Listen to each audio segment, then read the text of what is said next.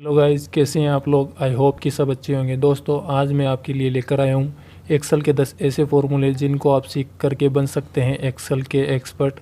और अगर आप एक्सेल पे वर्क करते हैं तो ये फॉर्मूले आपको आना ज़रूरी है दोस्तों। तो दोस्तों, वीडियो स्टार्ट करने से पहले अगर आप हमारे चैनल पर नए हैं तो प्लीज़ वीडियो को लाइक करें, चैनल को सब्सक्राइब करें और बेल आइकन को ज़रूर प्रेस करें दोस्तों। तो दोस्तों, चलिए वीडियो स्टार्ट करते हैं। दोस्तों, ये मेरे पास एक सीट है, इसमें कुछ डेटा है। दोस्तों देखिए, ये मेरे पास एक वर्कशीट है जिसमें डेटा है, नेम है, ग्रुप्स हैं और रेटिंग स्कोर है दोस्तों। तो दोस्तों, हम इसी टेबल से इन सारे फार्मूलों की प्रैक्टिस करेंगे, इन सारे फार्मूलों को सीखेंगे। तो दोस्तों चलिए, सबसे पहले हमारा फार्मूला आता है सम। दोस्तों, सम में हम क्या करते हैं, ये हमें 2 या 2 से अधिक नंबर्स की वैल्यू रिटर्न करता है, रिजल्ट देता है उनको जोड़ करके। तो दोस्तों, हमें क्या करना है, सबसे पहले हम सम के लिए क्या करते हैं, इक्वल्स टू लगाते हैं, फिर लिखते हैं सम। सम लिखने के बाद दोस्तों हमने सम लिखा, फिर ये हमसे नंबर फर्स्ट और नंबर सेकंड पूछ रहा है। तो दोस्तों, हमें इस टेबल का ही निकालना है, तो हम इसको टेबल को पूरी को यहाँ से सिलेक्ट करेंगे। रेटिंग स्कोर का हमें निकालना है सम, तो हम इसको सिलेक्ट करके फिर जैसे ही एंटर करेंगे तो ये मेरे पास सम होके इसका आ चुका है दोस्तों, अब हम बात करते हैं मैक्स की।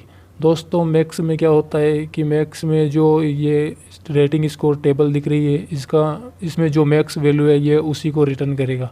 तो इसके लिए हमें दोस्तों क्या करना है, पहले इक्वल्स टू, फिर लिखेंगे मैक्स। मैक्स लिखने के बाद दोस्तों, ये हमसे वही नंबर फर्स्ट और नंबर सेकंड पूछ रहा है, तो हमें इस टेबल का निकालना है। तो हम वापस वैसे ही इसी टेबल को सेलेक्ट कर लेंगे। इस टेबल को दोस्तों, आपको इस टेबल को सही तरीके से सेलेक्ट करना है, ना नीचे जानी चाहिए ना ऊपर। तो दोस्तों, ये सही से सेलेक्ट कर लिया और जैसे मैंने एंटर किया तो ये देखिए दोस्तों, आप देख सकते हैं इसमें मैक्सिमम वैल्यू है जो 5 ही दिखा रहा है ये, क्योंकि 5 ही है इसमें मैक्सिमम वैल्यू। दोस्तों, अब हम बात करते हैं एवरेज की। एवरेज दोस्तों, इसी टेबल का, इसी सेल का हम एवरेज निकालेंगे। एवरेज मतलब कि जो इसमें जो एवरेज वैल्यू है, इसका एवरेज क्या है वो ये हमें रिटर्न करेगा। तो इसके लिए हम क्या करेंगे, इक्वल्स टू लगाएंगे, फिर लिखेंगे एवरेज। एवरेज लिखने के बाद दोस्तों, ये वापस हमसे नंबर फर्स्ट और नंबर सेकंड पूछता है, तो हम इसी सेल का निकालेंगे कि नहीं, 2 नंबर का तो निकाल नहीं रहे हम, तो इस पूरी सेल को वापस ऐसे ही सेलेक्ट कर लेंगे।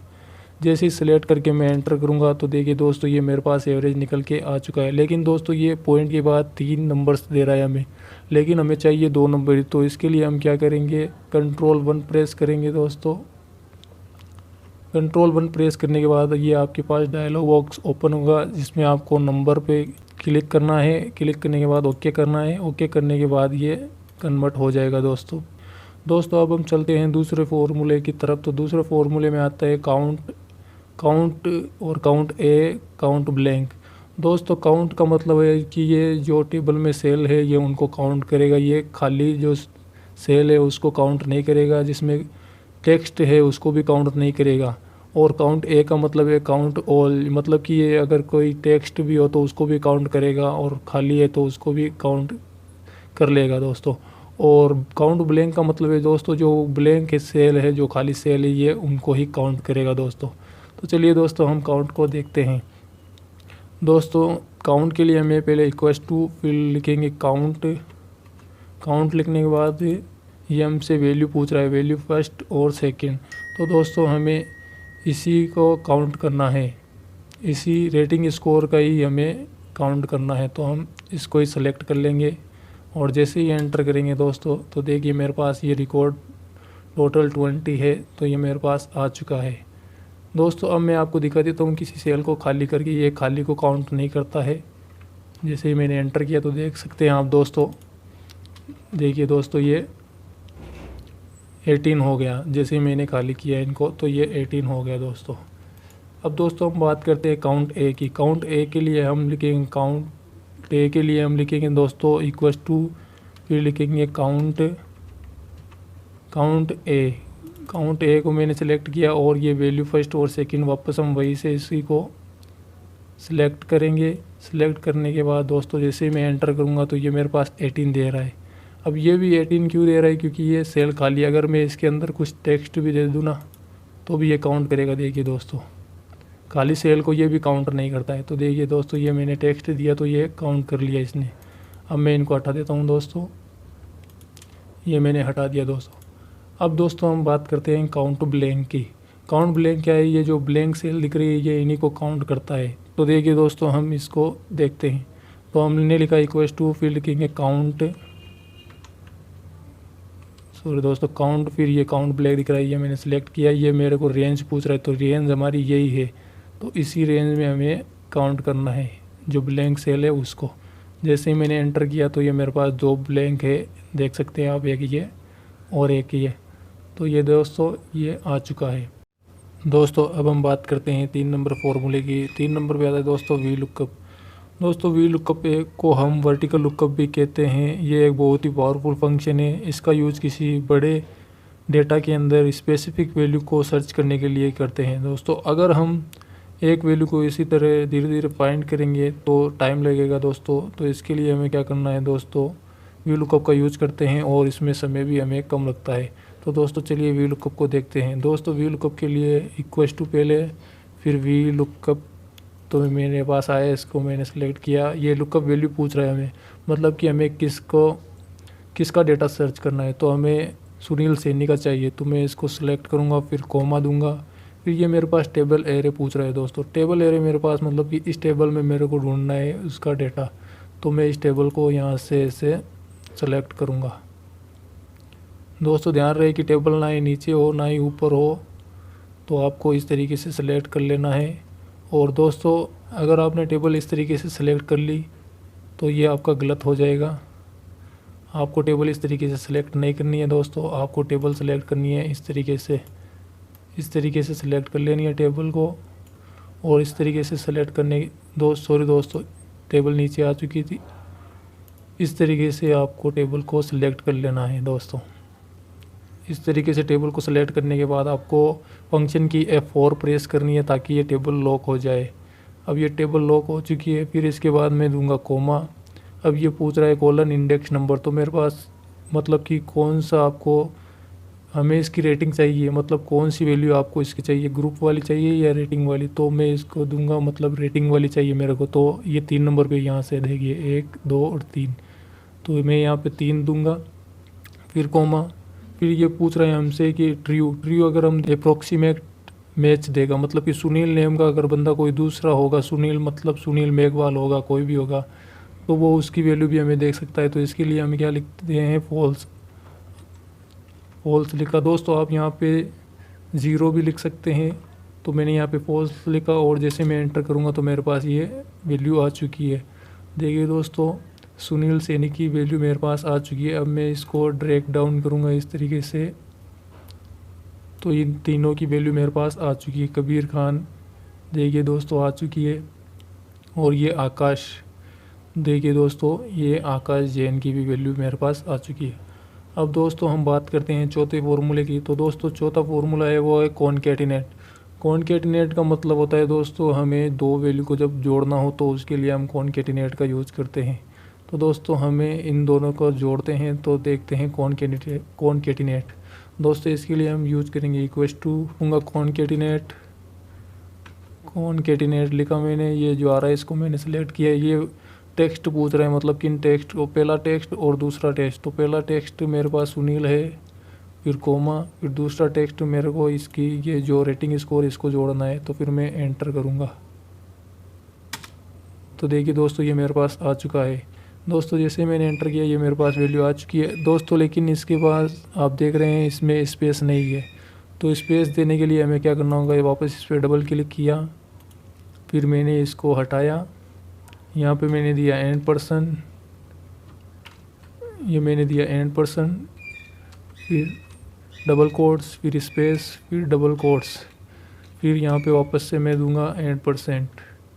फिर जैसे मैं एंटर करूँगा तो आप देख सकते हैं दोस्तों इनके बीच में स्पेस आ चुका है। अब मैं इसको पकड़ के इस तरीके से ड्रैग डाउन करूँगा, तो देखिए दोस्तों ये मेरे पास इन तीनों का कॉम्बिनेशन आ चुका है दोस्तों आप इनको बिगर कॉनकैटिनेट के भी कर सकते हैं दोस्तों। इसके लिए आपको यहाँ पे इसको हटा देना है, यहाँ से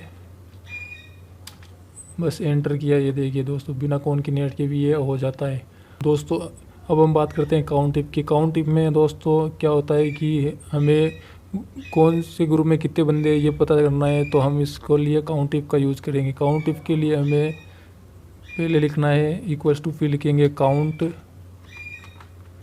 फिर ये काउंट इफ जो दिख रहा है इसको हमने सेलेक्ट किया। फिर ये रेंज पूछ रहा है, मतलब कि किस रेंज में है। तो दोस्तों हमारे पास रेंज तो ये है,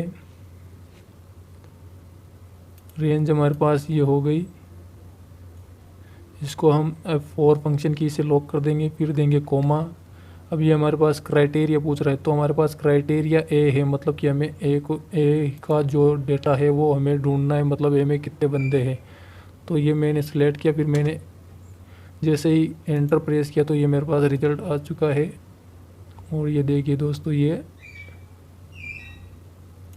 चारों का रिज़ल्ट आ चुका है दोस्तों। इसको मैं हटा देता हूँ। देखिए दोस्तों, ए में, बी में और सी में 5-5, चार में 5-5 है। तो मैं इसमें एक में चेंज करता हूँ दोस्तों, इसको मैं चेंज करता हूँ, इसको मैं बनाता हूँ बी और एंटर प्रेस करता हूँ। देखिए दोस्तों, जैसे मैंने प्रेस किया एंटर, तो देखिए बी में 6 हो गए और डी में 4 हो गए दोस्तों। तो दोस्तों अब हम बात करेंगे 6 नंबर फॉर्मूले की। तो 6 में आता है मेरे पास सम इफ़। तो दोस्तों सम इफ़ क्या है, सम इफ़ काउंट इफ़ की तरह ही वर्क करता है, लेकिन ये क्या है, हम काउंट इफ़ में को ओनली ये देख पा रहे थे कि हमें मतलब ए ग्रुप में कितने बंदे हैं, बी में कितने हैं, सी में कितने हैं। तो ये तो हम अब हम देखेंगे दोस्तों सम इफ़। सम इफ़ के लिए दोस्तों हमें क्या करना है, हमें पहले यहाँ पे लिखना है इक्वल्स टू। सम इफ़ ये बताता है दोस्तों हमें कि मतलब ए ग्रुप में के बंदों की कितनी रेटिंग है और बी ग्रुप के बंदों की कितनी रेटिंग है, ये टोटल रेटिंग बताएगा। तो इसके लिए हमें क्या करना है, इक्वल्स टू, फिर लिखेंगे सम इफ़। ये मेरे पास आ गया। ये रेंज पूछ रहा है दोस्तों, रेंज हमें इसी रेंज में से ढूंढना है, तो मैंने ये सेलेक्ट की। फिर मैंने फंक्शन की F4 से इसको लॉक कर दिया, फिर कोमा। फिर मेरे पास क्राइटेरिया, वापस वही क्राइटेरिया मेरे पास ए है, मैंने ये दिया, फिर कोमा। फिर ये सम एंगल। तो दोस्तों आपको जैसा कि पता है कि सम हम उसी का करते हैं, सम हम नंबर वैल्यू का ही करते हैं। तो हम इसमें ये मेरे पास आ गई सम रेंज, तो मैंने ये सेलेक्ट किया और इसको भी मैंने फंक्शन की F4 से लॉक कर दिया और मैंने जैसे ही एंटर किया तो ये मेरे पास आ चुका है सम। तो दोस्तों देखिए, हम ए का काउंट करके आपको बता देते हैं। 0 तो 0 मतलब तो 0 ही हुआ। फिर ये देखिए 3.6, फिर ये 0, फिर 2.4। तो ये टोटल कितने हो गए दोस्तों, 6 हो गए। और देखिए ये नीचे ए भी 0 है। तो दोस्तों ये 6 हो चुके हैं। अब मैं इसको इससे ड्रॉप डाउन करूँगा दोस्तों, यहाँ से इस तरीके से मैंने ड्रॉप डाउन, ये मेरे पास रिज़ल्ट आ चुका है दोस्तों। अब हम बात करते हैं दोस्तों इफ़ की। तो दोस्तों इफ़ फंक्शन का यूज़ हम इसलिए करते हैं ताकि हमें ये पता कर सके कि हाँ हमारे पास मतलब अगर किसी ने रेटिंग बैड हो, किसी की रेटिंग बैड हो, तो उसके सामने हमारे पास वेरी बैड लिखा हुआ आना चाहिए। तो उसके लिए हम दोस्तों इफ़ का यूज़ करते हैं। तो इसके लिए हम लगाएंगे इक्वल्स टू, लिखेंगे इफ़। मैंने सेलेक्ट किया। ये लॉजिकल टेस्ट, मतलब कि स्कोर इसमें से स्कोर अगर किसी का इक्वल्स टू बराबर है 0 के, कोमा, तो उसके सामने लिखा हुआ आना चाहिए सेमीकोलन, सॉरी दोस्तों, कोमा फिर सेमीकोलन, उसके सामने लिखा हुआ आना चाहिए वेरी बैड, ये लिखा हुआ आना चाहिए दोस्तों उसके सामने। और अगर किसी की रेटिंग अच्छी है तो उसके सामने हमें कुछ नहीं दिखाना। तो इसके लिए सेमीकोलन, फिर मैं इसको बंद कर देता हूँ और मैं एंटर करूँगा।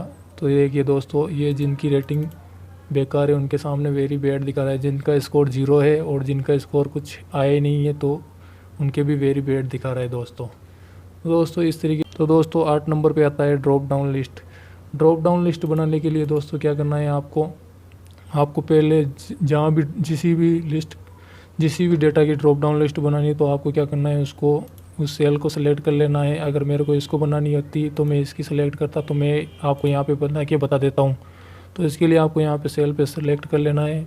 सेल पे सिलेक्ट करने के बाद आपको डेटा में जाना है।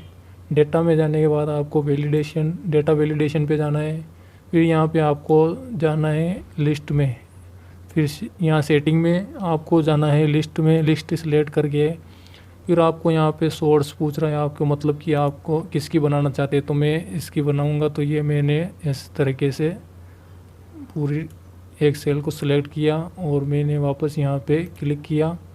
फिर मैं यहाँ पे ओके करूँगा। तो देखिए दोस्तों, ये आपके सामने ड्रॉप डाउन लिस्ट बन के आ चुकी है। पूरे डेटा की आपके ड्रॉप डाउन लिस्ट बन के आ चुकी है। आप इस तरीके से सिलेक्ट कर सकते हैं और इस तरीके से देख सकते हैं दोस्तों, ड्रॉप डाउन लिस्ट बन चुकी है। दोस्तों अब हम बात करते हैं 9 नंबर फॉर्मूले की। तो 9 नंबर पे हमारे आता है कंडीशनल फॉर्मेटिंग। दोस्तों कंडीशनल फॉर्मेटिंग में क्या होता है कि हमें अगर पता करना हो कि मतलब किसी की रेटिंग 0 है तो उसके सामने मतलब इस तरीके से मतलब रेड आना चाहिए, या ये रेड हो जानी चाहिए सेल, या मतलब कोई भी अपन जो कलर दें वो हो जाना चाहिए। तो इसके लिए हमें क्या करना है, हमें इस रेटिंग पे लगाना है। तो हमें इस सेल को पहले इस तरीके से सिलेक्ट कर लेना है। सिलेक्ट करने के बाद दोस्तों आप देख रहे हैं कंडीशनल फॉर्मेटिंग, तो इस पर आपको क्लिक करना है। क्लिक करने के बाद दोस्तों ये हाईलाइट सेल, इसमें ग्रेटर देन आप किसी अपने हिसाब से कंडीशन लगा सकते हैं। तो मैं ग्रेटर देन के लगाता हूँ। मैं लगाता हूँ कि अगर 3 से ज़्यादा जिसका भी स्कोर है, 3 से ज़्यादा जिसका भी स्कोर है तो उसको, उस सेल को फील्ड में जाके मैं कलर चूज़ करता हूँ। तो उस सेल को ये मैंने कलर चूज़ कर लिया, ब्लू कर दे, तो ये इसने ब्लू कर दिया। तो देख सकते हैं आप, इसकी भी रेटिंग ज़्यादा है 3 से, इसकी भी। ये सेल हैं जिनकी रेटिंग 3 से ज़्यादा है। 10 नंबर पे दोस्तों हमारे पास आता है टेक्स्ट टू कॉलम। तो टेक्स्ट टू कॉलम के समझने के लिए दोस्तों मैंने एक नई शीट तैयार की है। दोस्तों टेक्स्ट टू कॉलम क्या करता है कि ये जो नेम दे रखा है इसमें फर्स्ट नेम को अलग करेगा और लास्ट नेम को अलग करेगा। तो ये दोस्तों फर्स्ट जो है टेक्स्ट टू कॉलम, ये ऐसे काम करता है। तो इसको लिए मैं इसको पहले सेलेक्ट कर लूँगा। सिलेक्ट करके मैं डेटा में जाऊँगा। डेटा में जाने के बाद ये जो आपको दिख रहा है टेक्स्ट टू कॉलम, इसको आपको क्लिक करना है। इस पर क्लिक करने के बाद दोस्तों आपको नेक्स्ट करना है। नेक्स्ट करने के बाद आप देख रहे हैं दोस्तों इनके बीच में स्पेस है, तो आपको स्पेस यहाँ से सिलेक्ट करना है। फिर आपको नेक्स्ट करना है। नेक्स्ट करने के बाद ये नेशन पूछ रहा है, तो डेस्टिनेशन हमें इस सेल की देनी है, ताकि ये दोस्तों ये जो नेम है ये चेंज ना हो, ये वैसा ही रहे और ये अपने डेस्टिनेशन इस पे आ जाए। तो फिर मैं फिनिश पे क्लिक करूँगा। ये do you want to replace the content of the destination cell, okay करेंगे। देखिए दोस्तों आ चुका है आपके पास। इस तरीके से आप अलग कर सकते हैं दोस्तों आज के लिए इतना ही काफ़ी। बाकी मिलते हैं अगली वीडियो में। अगर हमारी वीडियो आपको पसंद आई है तो दोस्तों प्लीज़ वीडियो को लाइक करें, चैनल को सब्सक्राइब करें और बेल आइकन को जरूर प्रेस करें।